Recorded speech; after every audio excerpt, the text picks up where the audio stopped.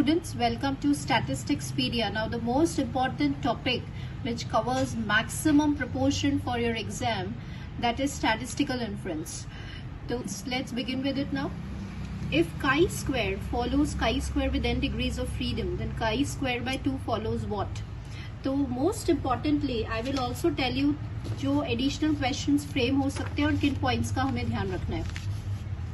तो देखिए यहाँ पर n है, तो काई स्क्वायर की डिग्री ऑफ फ्रीडम n है, तो काई स्क्वायर बाय 2 किसको फॉलो करेगा? गामा डिस्ट्रीब्यूशन को फॉलो करता है, और जो यहाँ पे डिग्री ऑफ फ्रीडम है उसका हाफ होता है. तो जैसे यहाँ पे n है तो n बाय 2 हो गया, ठीक है. तो काई स्क्वायर बाय 2 किसको फॉलो करेगा? गामा डिस्ट्रीब्यूशन को. With how much? With the parameter n by 2. अब ये क्या है? एक स्टैंडर्ड रिजल्ट है. अब सपोज अगर आपका क्वेश्चन ऐसे होता है कि chi square follows chi square with 1 degree of freedom, तो हमें बताना है कि काई स्क्वायर बाय 2 कौन से डिस्ट्रीब्यूशन को फॉलो करेगा.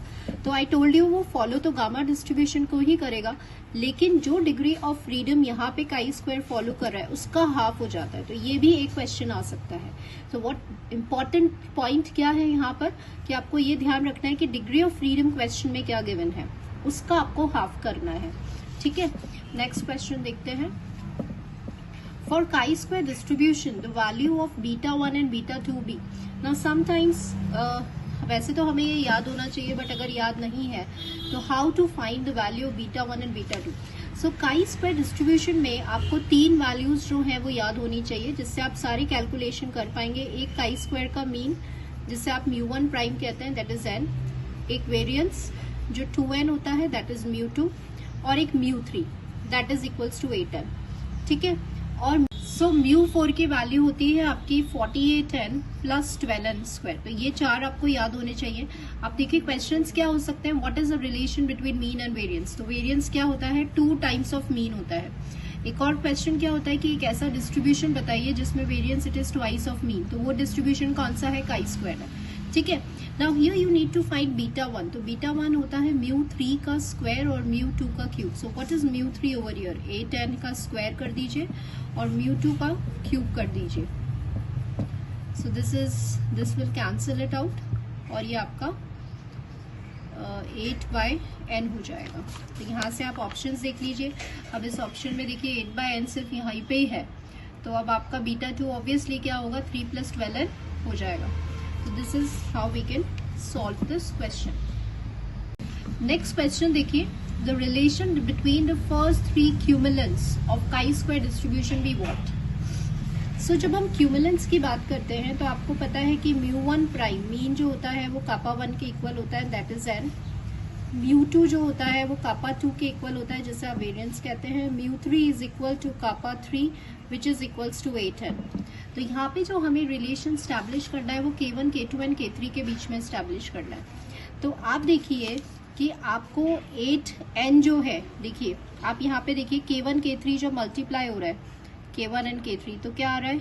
8n स्क्वायर आ रहा है. तो it is not equals to k2, तो it is not true. B वाला देखिए k1 k3 जो मल्टीप्लाई हो रहा है, this is k1 and this is k3, तो किसके इक्वल आ रहा है? 8n स्क्वायर के इक्वल आ रहा है. Equals to 2 times of 8n square आ रहा है, equals to 2 times of k2 का होल स्क्वायर. k2 का होल स्क्वायर कितना हो जाएगा? 4n square. तो इसका मतलब LHS और RHS इक्वल हो रहा है, तो ये रिलेशन आपका सेटिस्फाई हो गया. So this will hold. तो ये हमारा रिलेशन हो गया बिटवीन द 3 cumulants. नेक्स्ट आइए, the degree of freedom of chi square in case of contingency table of order 4/3 is what. तो स्टूडेंट्स हमने पढ़ा था कि काई स्क्वायर जो आपका एप्लीकेशन है उसमें you have studied independence of attributes. तो एट्रीब्यूट्स को आप किस में रिप्रेजेंट करते हैं? कंटिजेंसी टेबल में. अगर कंटिजेंसी टेबल का ऑर्डर r/s है तो डिग्री ऑफ फ्रीडम क्या होता है? r-1 and it is s-1. तो यहाँ पे कंटिजेंसी टेबल का ऑर्डर ये है, तो यहाँ पे जब आप r-1 करेंगे तो 3 आ जाएगा और s-1 2 आ जाएगा. तो काई स्क्वायर की डिग्री ऑफ फ्रीडम हो जाएगी 6. If t follows n degrees of freedom, then for n equals to 1. मतलब t डिस्ट्रीब्यूशन में अगर डिग्री ऑफ फ्रीडम आपका 1 हो जाता है तो जो डिस्ट्रीब्यूशन है वो रिड्यूस किस में हो जाएगा? तो वो डिस्ट्रीब्यूशन रिड्यूस होता है आपका कॉशीज में, ठीक है. तो ये भी हमें याद होना चाहिए. नेक्स्ट देखिए, F distribution was invented by, तो ये हमें बहुत अच्छे से याद होना चाहिए कि एफ डिस्ट्रीब्यूशन किसने दिया था, टी डिस्ट्रीब्यूशन किसने दिया था. जैसे if we talk about T distribution तो वो डब्ल्यू.एस. गोसेट ने दिया था. ये डब्ल्यू.एस. गोसेट ने क्या दिया था, टी डिस्ट्रीब्यूशन. ठीक है. आर ए फिशर ने अनोवा दिया था. नेमन्स में फैक्टराइजेशन थ्योरम दिया था for your sufficiency. F distribution किसने दिया था, G.W. स्नेडेकर ने दिया था. तो ऐसा आपको 1 और 2 क्वेश्चंस अपने पेपर में जरूर मिलेंगे. Now which of the following statement it is not true. देखिए, T test it is use for testing H naught mu equals to 2. तो हमें बतानी है फॉल्स स्टेटमेंट बतानी है विच इज नॉट ट्रू. तो देखिए, आपको पता है टी टेस्ट जो है वो इक्वालिटी ऑफ मीन्स के लिए आता है, जब पॉपुलेशन मीन को आपको टेस्ट करना होता है. तो this is a correct statement. F test it is use for testing sigma 1 square equals to sigma 2 square. तो एफ टेस्ट जो है उसको पॉपुलेशन वेरिएंसेस को टेस्ट करने के लिए यूज करते हैं. This is also correct. Chi square it is use for testing H not sigma square equals to sigma not square. तो काई स्क्वायर जो है, देखिए काई स्क्वायर पैरामीट्रिक टेस्ट कब है, जब वो एक वेरिएंस की स्पेसिफाइड वैल्यू को टेस्ट करता है. तो this is also correct statement. तो ऑब्वियसली जो फोर्थ स्टेटमेंट है वो आपकी फॉल्स स्टेटमेंट होगी. लेकिन फिर भी हम रीड करते हैं. Z test या Z test for testing H naught mu equals to 2 and X is small. Now this is wrong. Yes, क्योंकि जब आपका जो सैंपल साइज है वो स्मॉल होता है और अगर आपको मीन को टेस्ट करना होता है तो हम टी टेस्ट को यूज करते हैं. ठीक है. This is a false statement. Let x1 x2 be a random sample from N01, मतलब स्टैंडर्ड नॉर्मल पॉपुलेशन है. अब यहाँ पे आप देख रहे हैं कि आपको Z गिवन है और 1/Z का डिस्ट्रीब्यूशन निकालना है. तो टेल मी वन थिंग कि अगर आपके पास x1 स्क्वायर है तो this is a square of what, standard normal variate. तो square of standard normal variate किसको फॉलो करता है, काई स्क्वायर को. With how much degree of freedom, 1 degree of freedom. ऐसे x2 स्क्वायर भी किसको फॉलो करेगा, काई स्क्वायर को फॉलो करेगा. With how much degree of freedom, 1 degree of freedom. Yes. अब हम ऑप्शंस में से देख रहे हैं chi square, T and F. तो आपको पता है कि जो आपका z है वो काई 1 स्क्वायर बाय 1 एंड काई 2 स्क्वायर बाय 1 दोनों इंडिपेंडेंट है क्योंकि रैंडम सैंपल है. तो यहाँ पे ये रेशियो हो गया इंडिपेंडेंट काई स्क्वायर वेरिएंट्स का जो अपनी अपनी डिग्री ऑफ फ्रीडम से डिवाइडेड है. तो ये किसको फॉलो करेंगे, F1,1 को. यहाँ पे एक चीज और नोटिस करनी है कि एक प्रॉपर्टी होती है कि अगर आपके पास f ऐसा है, f अगर इसको फॉलो कर रहा है और आपको 1/f बताना है तो 1 रेसिप्रोकल भी किसको फॉलो करेगा, f को ही फॉलो करेगा. लेकिन उसकी जो डिग्री ऑफ फ्रीडम है वो इंटरचेंज हो जाएगी. तो यहाँ पे जब आप 1/z की बात करेंगे तो वो भी f को फॉलो करेगा लेकिन उनकी डिग्रीज ऑफ फ्रीडम इंटरचेंज हो जाएगी. सो अल्टीमेटली क्या समझ में आया कि 1/z will follow which distribution, will follow f distribution. Now here we consider the questions which are related to theory of estimation. देखिए, x1, x2, xn be IIDs n mu sigma square, then del square equals to 1/n summation xi minus x bar का whole square. और आपको बताना है कि ये del square biased है, unbiased है, consistent है, inconsistent है, कैसा है. तो what we have studied कि जब हम sample variance की बात करते हैं जिसका फॉर्मूला क्या होता है, ये होता है. और एक आपके पास 1/कैपिटल S स्क्वायर होता है. तो उसका जो फैक्टर होता है वो आपका n-1 होता है. तो हमने ये पढ़ रखा है कि ये एक बायस्ड एस्टिमेट होता है किसका, सिग्मा स्क्वायर का, और ये एक अनबायस्ड एस्टिमेट होता है किसका, सिग्मा स्क्वायर का. लेकिन ये दोनों ही कैसे होते हैं, कंसिस्टेंट होते हैं. ठीक है. तो अगर ऐसा वाला क्वेश्चन है तो ये बायस्ड और कंसिस्टेंट होगा, और अगर ये वाला क्वेश्चन है तो ये अनबायस्ड और कंसिस्टेंट होगा. तो अभी आपका क्वेश्चन 1/n फैक्टर का है, इस फैक्टर का है. तो इसका नेचर कैसा होगा, this will be biased and consistent. So answer for this question will be this. Next देखिए, the credit of inventing the method of moments for estimating the parameter. तो आपको पता है कि जो मेथड ऑफ मोमेंट्स है वो हम एस्टिमेटर्स फाइंड करने के लिए हेल्प लेते हैं. जैसे मैक्सिमम लाइक्लीहुड MLE है, मेथड ऑफ मोमेंट्स है, मेथड ऑफ लीस्ट स्क्वायर्स है. तो मेथड ऑफ मोमेंट्स जो है वो किसने दिए हैं, कार्ल पियर्सन ने. नेक्स्ट देखिए, which one of the following is not true for MLE. अब यहाँ पे कुछ MLE की प्रॉपर्टीज दी हुई हैं और हमें ये बताना है कि कौन सी स्टेटमेंट एक फॉल्स स्टेटमेंट है। It is always unique. क्या MLE हमेशा यूनिक होते हैं? दैट्स ट्रू, MLE हमेशा यूनिक होते हैं, तो this is a true statement. It is always consistent, ये भी एक ट्रू स्टेटमेंट है। MLEs की प्रॉपर्टी होती जो है they are always consistent. It may or may not be unbiased, ये भी एक ट्रू स्टेटमेंट है। देखिए, अगर आप MLE लेते हैं म्यू का, तो ये x बार होता है और ये कैसा होता है? ये अनबायस्ड एस्टिमेटर होता है। अगर आप MLE फाइंड आउट करते हैं सिग्मा स्क्वायर का, तो वो ये होता है और ये कैसा होता है? बायस्ड होता है।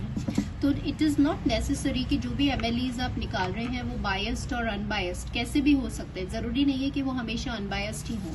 तो ये स्टेटमेंट कहता है it may be unbiased or it may not be unbiased, तो जरूरी नहीं है। तो that is again a true statement. तो ऑब्वियसली फॉल्स स्टेटमेंट क्या होगी? Fourth one. लेकिन हम पढ़ते हैं it is always asymptotically normally distributed. Now this is a false statement. Asymptotically normally distributed वो तभी होगी जब आपका सैंपल साइज लार्ज होगा, ठीक है। इसीलिए ये एक गलत स्टेटमेंट है, क्योंकि यहाँ पे ऑलवेज आ गया। ऑलवेज नहीं आएगा, जब n लार्ज होगा तभी ये नॉर्मली डिस्ट्रीब्यूटेड होगा। If T is a MLE for theta, then which statement is true? तो यहाँ पे अगेन हम देख रहे हैं फर्स्ट स्टेटमेंट कह रही है T is a consistent for theta। तो right now I told you कि MLEs हमेशा consistent होंगे, तो T भी कैसा होगा? consistent होगा। T is a function of sufficient statistic। तो ये एक प्रॉपर्टी है MLE की कि अगर आपका T MLE है तो वो हमेशा sufficient statistic का फंक्शन होगा। T square is MLE of theta square, तो ये भी MLE की इनवेरियंस प्रॉपर्टी है। तो उसी से अगर T थीटा का MLE है तो T स्क्वायर भी थीटा स्क्वायर का MLE होगा। ऑल ऑफ द अबव, तो yes all the statements are true in this case. तो यहाँ पे ये क्वेश्चन को जो है वो किस फॉर्म में डाला है? प्रॉपर्टीज ऑफ MLE के फॉर्म में डाला है। तो अगर आपको प्रॉपर्टीज पता है तो आप ये क्वेश्चन इजिली सॉल्व कर पाएंगे। नेक्स्ट क्वेश्चन देखिए। The ML estimator for theta for the given PDF of the distribution be what? तो यहाँ पे अभी हमें ये fx गिवन है और आपको इसका MLE निकालना है बेसिकली। तो आप जब MLE निकालते हैं तो सबसे पहले आपको लाइक्लीहुड फंक्शन निकालना होता है, ठीक है, मैक्सिमम लाइक्लीहुड। तो लाइक्लीहुड फंक्शन क्या होता है? This is a formula for likelihood function. तो अभी जब आप इस पे अप्लाई करेंगे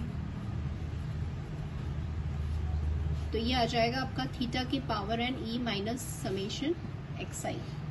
ये आपका लाइक्लीहुड फंक्शन आ गया। फिर आपको लॉग लेना होता है लाइक्लीहुड फंक्शन का।